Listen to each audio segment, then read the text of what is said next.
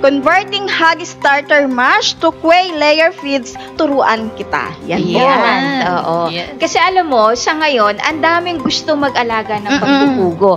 Ang nagiging problema ngayon, lalo na nga dun sa mga remote area, hindi napupuntahan ng mga ganitong feeds na quail feeds. Siyempre, kailangan maganda yung quality ng feeds na ibibilhin natin para doon sa magandang pangingitlog ng pugo.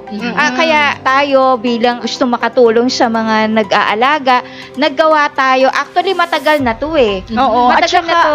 Miss Ana actually maraming gustong mag-alaga talaga ng pugo. Ang problema lang po nung iba, dahil syempre yung iba mag-start pa lang ng konti, ang problema na wala daw nabibili na tingi-tingi. Kailangan 25 kilos kaagad na quail layer feed. So, syempre hindi naman nila kaya yung isang bagsakan lang na pagbili. At saka isa pa dyan, mahal talaga. Napakamahal ngayon. Magkano ba ngayon? 45 to 47 per kilo na ang quail feeds ngayon. Tapos kung bibili ka ng isang kaagad na sako, konti lang aalagaan mo, hindi tayo makakabili. Kailangan talaga ganun ang bibili natin. Kaya po, ito ang aming topic ngayon. Actually, sasabihin ko sana na ito ay matagal na nating ginagamit. So, doon sa mga nagre-request, so ginawa natin ito ng concentrate. Kasi di ba dati natatopic na natin doon sa mga pang-alternative na pakain, sa mga paitlugin. Yung iba gumagamit ng mga pangbaboy na feed. Pero bakit parang minsan hindi pa rin kumbaga quality yung production na napoproduce ng ano. So ngayon, mas tuturuan namin kayo kung paano masisiguro na kumbaga quality pa rin yung maipoproduce ng mga itlog ng inyong mga quail layer despite na hindi talaga yung purong quail feeds talaga yung gagamitin ninyo. So may alternative plus nutritious pa rin yung kanilang kakainin. At saka bago din natin ipakita talaga yung ating video para magkaroon kayo ng idea kung paano pinapakain, ano yung resulta.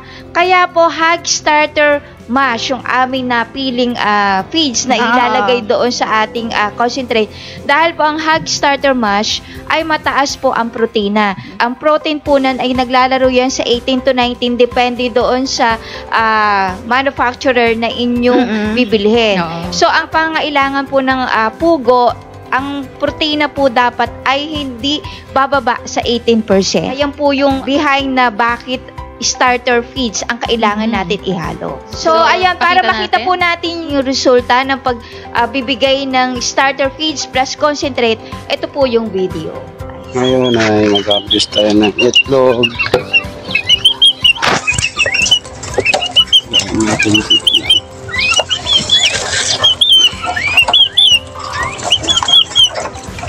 Ito po yung itlog natin na gamit tong na ginawa gamit yung quail layer concentrate.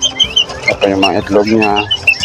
2, 4, 6, 8, 10, 12, 14, 16, 18, 20, 22,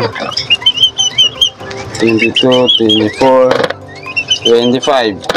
Ito ay 25 pieces na pugo. Yan sila, 5 pieces. Ang itlog niya rin ay 25.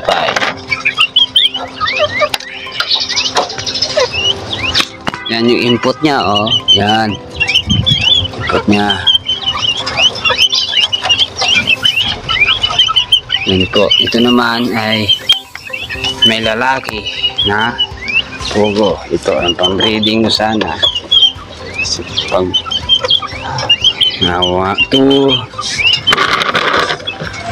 4,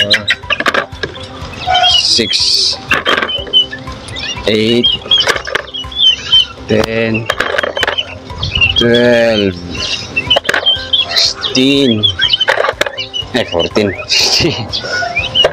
18,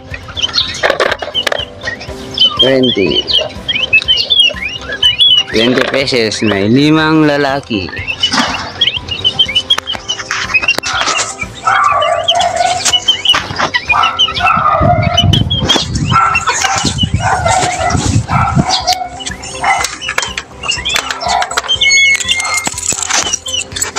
Ayan, magpapakain tayo na itong quail concentrate na gamit natin na nihalo sa Hog starter mask. Yan. Yes, yan. Ito po. Ito yung DIY yung mixer kong ginamit. Hindi ko na tinanggal dito kasi alapit na din ako mag-mix. Ito po siya, oh. Ito ay pakain natin. Yan may pakain dito. Ay, ito lang.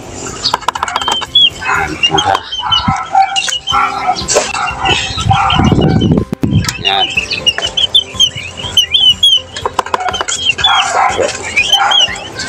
So natin pa walang papasok na mga kaibigan. Manok ko humihingi na ako.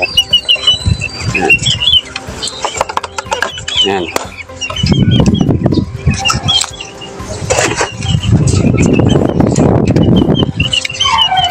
Sarap yan. Matigas. May bato pala. Yan. Yan. Kakain na sila, di ba? Gutom na sila. Yan, oh. Yan. Itong pizza to ay hog starter mask po to. Nagawa lang namin na ang well layer concentrate. Yan. Yan po maganda po siya. Dahil sa lahat isang mga mayong dumi niya. Pangalawa, maganda yung pagpag-itlog niya. Halos sila lahat nangingitlog. Alala. Yan. Natin hanggang hapon na yan. Pagkain natin hanggang hapon na para natin maglagay bukas. Hanggang bukas na to eh. Yan, hanggang bukas na yan. Umaga.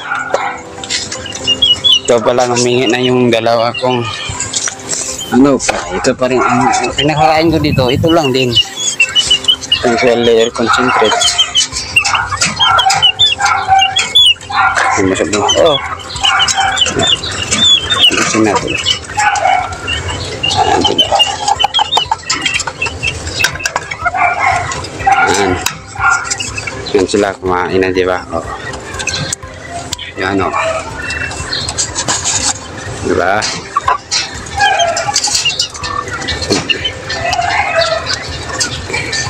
Paglaki ko basic lang. Yan.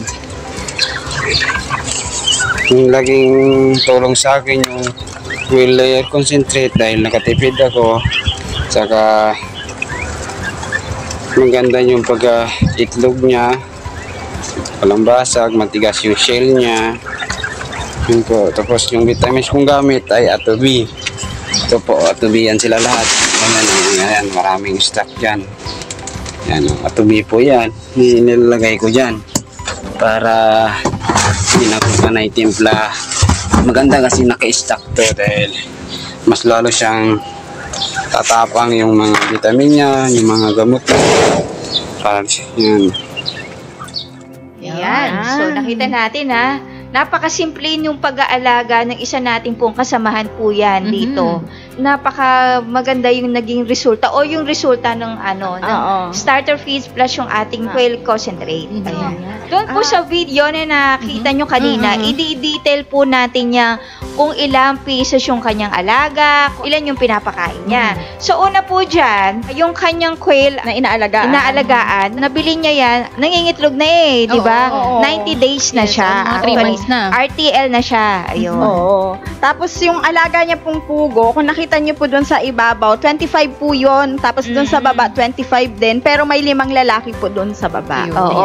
Tapos, nabanggit niya dyan yung production. Diba? Sa una, nag-harvest siya ng 25. Yes. So, 100%. Tapos, pagdating doon sa ilalim, 20 kasi yung babae, 20 rin yung pieces ang nakuha niya. So, talagang 100% talaga yung kanyang pangingitlog. Oo. Pero before po yan, nung nabili niya po yung pugo na yan doon sa labas, dahil 90 days na po yun, nung nabili niya, nangitlog naman siya. 35% yung pangingitlog niya. Yung galing doon sa labas. Tapos nung pagdating dito, dahil wala pa po siyang feeds no na pinapakain, ang binili niya lang muna ay yung chicken layer feeds. Yun yung pinakain niya. Ang napansin niya, parang after 1 week. Ay, after 1 week. Wala talagang itlog as in, layer feeds yun. Yes. Wala talaga siyang itlog. And then, after a week, binigay natin yung formulation na, ito ang, starter plus yung concentrate. Yes. So, binigyan natin. After 2 days lang, nangitlog na siya ng 35%. Bali, nag-start siya ng 30% muna yung egg production. 30%. Tapos, pagkabigay na nung may hog starter mash na may quail layer concentrate, doon na siya nag-start ng 35% until continuous pa rin. Ng pataas. Actually, ngayon pa, 3 weeks niya na yun eh. So, hindi po nababa siya ng 90%. Yes. So, hindi naman pare-pareho. May 100%. Siyempre, lalo pa kung makikita nyo po yan, no? Yan yung kanyang, kung saan nakalagay yung quail, expose po yan dito sa daanan. So, maraming tricycle na kalsada. Tapos mainit. Pa yung araw. Pero hindi siya nakakaranas ng 70-60% na egg production. Hindi po. Dahil meron din pa siyang pangotra doon sa kanyang tubig. Kung nakita nyo sa late part ng video, naka-stack yung kanyang tubig sa tubig. Yun po ay 5 liters po yung water na naandoon. Then nilalagyan niya lang po yan ng 1 kutsarang atubi. Yun po yung pinapainom niya. Tapos yun nga, continuous po yung pangitlog ng kanyang pugo. Actually, nagbebenta na nga po siya ngayon. Diba? Ang benta niya po sa isang itlog is 1.70. 1 peso and 70 centavos. Medyo mura-mura sa palengke ng konti. Pero, parang sold out lagi di ba? Lagi may nakaabang na. May nakaabang na. Siyempre, ilan lang yung kanyang alaga, pero maganda yung nagiging production niya. At ito pa yung kagandahan dito. Kung tutuusin mo, yung feeds niya, napakamura. Ay, Kasi, di ba, normally, ang kinakain po ng quail layers ay 30 to 35 grams per head per day. Yan po yung kinakain. Pero doon sa kanyang pag-aalaga, ang pakain niya po ay 10 kilos. Yung 10 kilos na yan ay aabot na ng 12 days. Di ba? Kung i-compute po natin yan doon sa 50 heads, and then na sideline pa yung 2 manok na puti, kung tutuusin nyo po yan, 10 kilos divided by 12 days, ilang grams po yan, and then divided by doon sa 50 heads. So, ang lalabas po nan ay 16.6 or 17 grams per day per head na. Diba? Diba? Napakaliit. Diba kung i-compute mo, napakaliit nung kanyang feed cost, and then kung iaano mo yung sa bentahan niya, kikita ng kaunti. Diba? Pero ayos-ayos na rin kasi parang libangan niya na rin yan. At saka nakakatuwa nga siya tingnan kasi pagising niya sa umaga, mga 6 o'clock, magpapakain siya ng kanyang mga pugo. Then pagdating niya ng mga 11, papakainin niya ulit. Pagdating ng hapon, papakainin niya ulit. 6 p.m. ulit siya. Then sabay na yung collection ng kanyang mga itlog, ng mga pugo. Yun po. Kaya, parang kung makikita mo siya, nag-i-enjoy talaga siya doon sa mga ginagawa niya. Saka siya 3 times a day po siya nagpapakain. Alas 6 ng umaga, pagdating noon, alas 11 ng tanghali, and then sa hapon, alas 6. Tama, Then, sabay yung collection nga ng itlog. Yes. Saka ang kagandahan nito, hindi kasi siya nagwo-worry kung may papakain. Kasi basta mag-stock lang siya ng hog starter. Kasi ang pakain naman ng baboy, lagi meron niya sa poultry supply Ayun po, ako magtatanong po kayo, mash lang po yung kanyang binibili. So, any brand na starter feeds, okay po. And then, sasamahan lang po yan ng quail concentrate natin. Ayan. Yung quail concentrate, ito po yung ano ba yung dosage niyan? Ayan po. Meron po tayong mga naka-pouch na quail concentrate. May nakalagay naman po na yung 430 grams po na nasa isang pouch ay ihahalo nyo po yan sa 5 kilo po ng hog starter mash. Kahit ano po, premium or special po na hog starter mash. Yan. Sure lang natin na mahalo natin ng mabuti.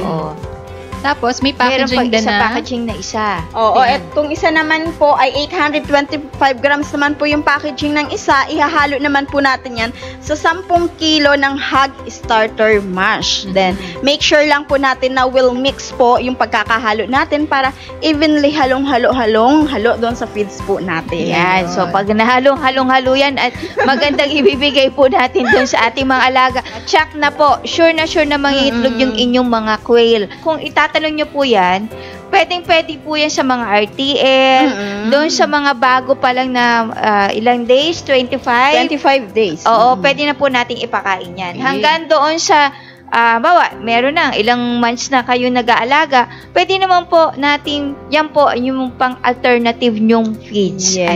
Ayan. So, kumbaga, sila na lang bahala kung ang ipe-prepare nila ay pang 5 kilos na Hug Starter or 10 kilos. 10 kilos. Yan. So, napakadali lang i-prepare, tapos pwede pa nilang i-stock. Tas the same time, yung technology din natin sa tubig, hindi kayo mag-worry na mag-stock din kayo ng marami, kagaya nga nung nakita ninyo sa video, nag-prepare na siya ng marami, yung kasamahan natin.